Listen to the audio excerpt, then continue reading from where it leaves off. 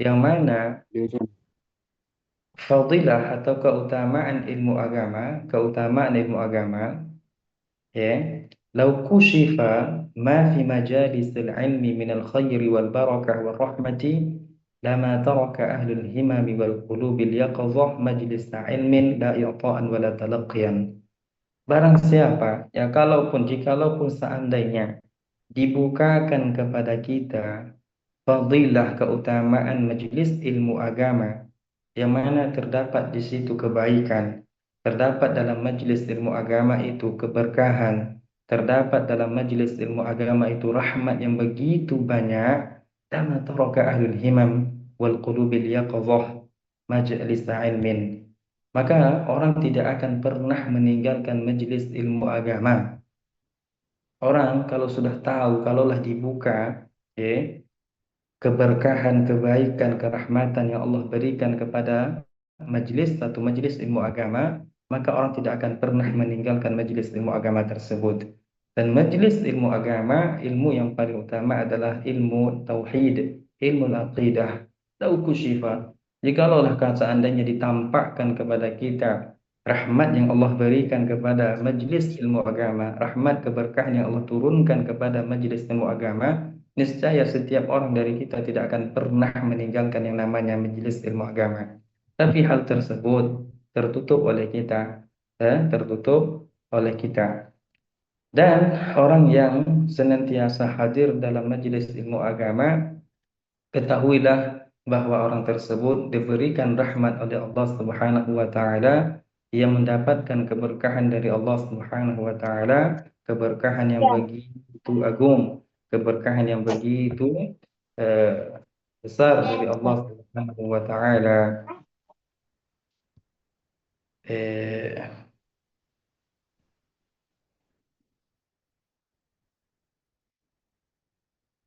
Bisa dimatikan mikrofonnya.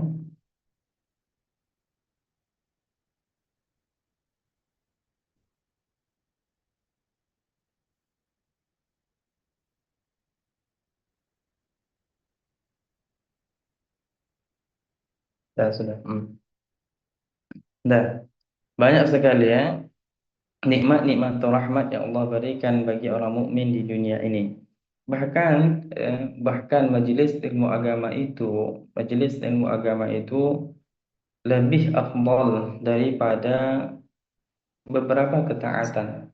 Disebutkan dalam satu hadis, baginda Rasulullah sallallahu alaihi wasallam bersabda, "Ya Abu Dzar, la an taghduwa fatata'allama ayatan min kitabillahi khairun laka min an tusalliya mi'ata rak'ah wa an tusad wa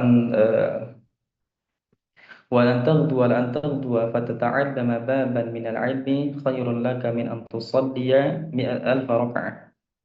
Bahwasanya kata Rasulullah kepada seorang sahabat bernama Abu Dzar, apa kata Nabi? "Ya Abu Dzar, engkau keluar dari rumahmu dengan tujuan untuk menuntut ilmu agama, artinya hadir dalam majelis ilmu agama, mempelajari ilmu agama, mempelajari satu ayat dari Al-Quran, khairun laka min an tusalliya mi'ata raka'ah. Itu lebih baik bagimu daripada melaksanakan sholat sunnah sebanyak 100 rakaat.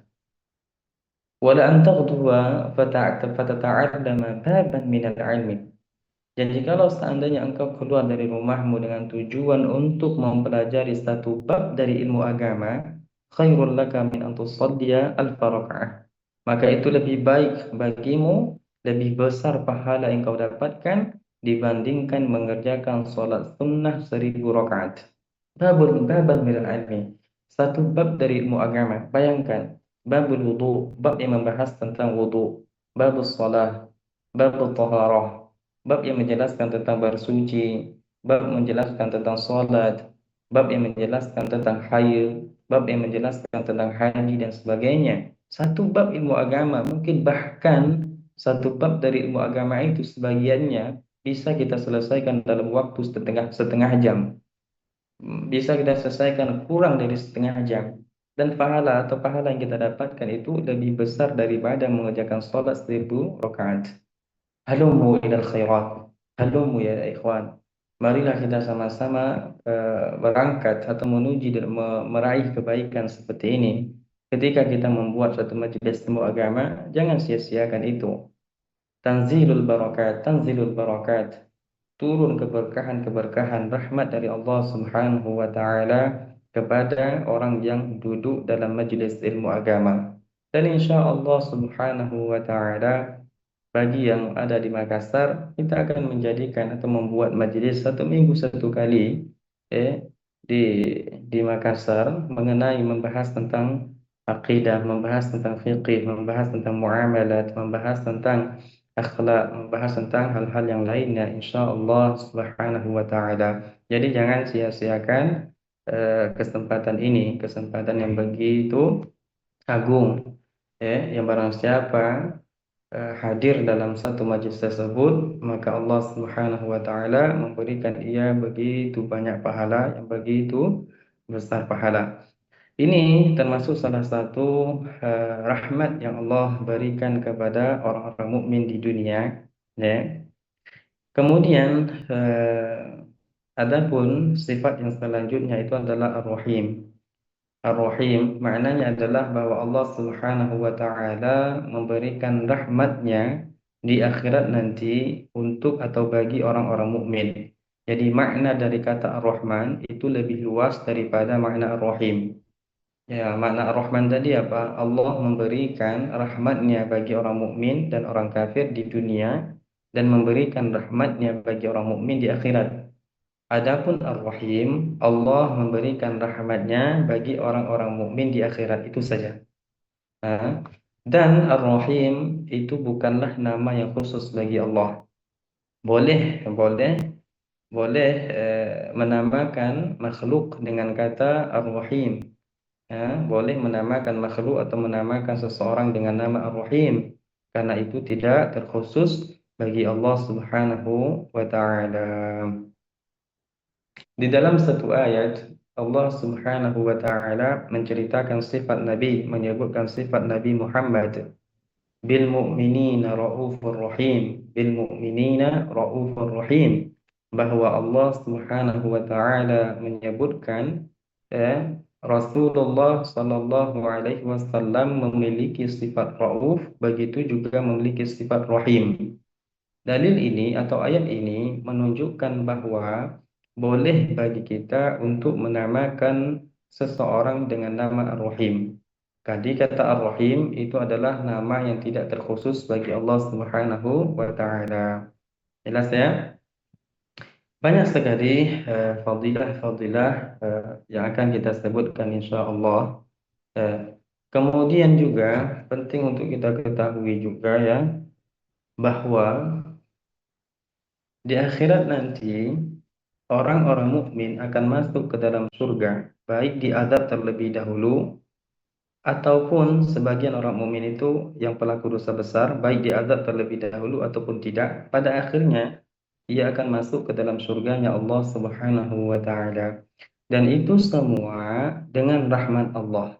Masuknya kita ke dalam surga itu dengan rahmat Allah Subhanahu wa taala, bukan dengan amal kebaikan yang kita lakukan di dunia. Itu semua dengan rahmat Allah, bukan dengan amal kebaikan yang kita lakukan di dunia. Di dalam satu hadis, baginda Rasulullah sallallahu alaihi wasallam bersabda, "Lan yadkhul yudkhila ahadan minkum amaluhu al-jannah." Qalu, "Wala anta ya Rasulullah." Artinya apa? Salah satu dari kalian itu tidak akan pernah masuk di dalam surga disebabkan amalnya, kata Nabi. Wala anta ya Rasulullah, meskipun engkau ya Rasulullah itu tidak akan masuk ke dalam surga karena amal perbuatanmu, apa kata Nabi? Wala ana. Dan aku begitu juga, kata Nabi, tidak akan masuk ke dalam surga disebabkan amal perbuatanku. Illa ayataghammadani Allahu minhu bi fadlin wa rahmah. Illa ayataghammadani Allahu minhu bi fadlin wa rahmah.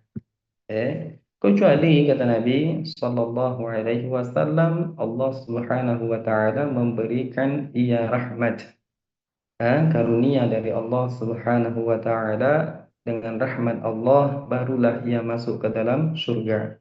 Jadi dari sini dapat kita pahami bahwa masuknya surga seorang mukmin itu bukan karena amal perbuatannya, tetapi karena rahmat dari Allah Subhanahu wa taala. Dan termasuk rahmat Allah. Nah, di sini kan disebutkan dalam satu hadis tadi apa? Wala ana illa ayyataghammadani Allahu minhu bifadlih wa rahmah. Rasul, begitu juga kita semua orang mukmin tidak akan masuk ke dalam surga disebabkan amal perbuatannya, akan tetapi karena rahmat Allah. Dan termasuk rahmat Allah yang Allah berikan kepada kita adalah nikmat keimanan. Begitu juga termasuk rahmat Allah, Allah jadikan kita dari kalangan umat Nabi Muhammad sallallahu alaihi wasallam. Begitu juga termasuk dari rahmat Allah Subhanahu wa taala, Allah jadikan kita orang-orang ahlus sunnah wal jamaah. Ingat, termasuk rahmat yang begitu agung, Allah jadikan kita dari golongan ahlus sunnah wal jamaah. Yang mana keyakinan atau pemahaman ahlus sunnah wal jamaah pada akhir zaman ini itu dianggap asing oleh orang. Dianggap asing oleh orang. Rasulullah sallallahu alaihi wasallam bersabda, "Inna ad-dina bada'a ghariban wa yarji'u ghariban aw sayaudu ghariban, fatuba lil ghuraba. Fatuba lil ghuraba. Alladzina yuslihuna ma afsadan nas min ba'di min sunnati." Bahwa kata Nabi, agama Islam pertama kali dibawa oleh baginda Nabi itu dianggap asing sama orang. Dan pada akhir zaman nanti, seperti masa kita saat ini, orang-orang juga akan menganggap itu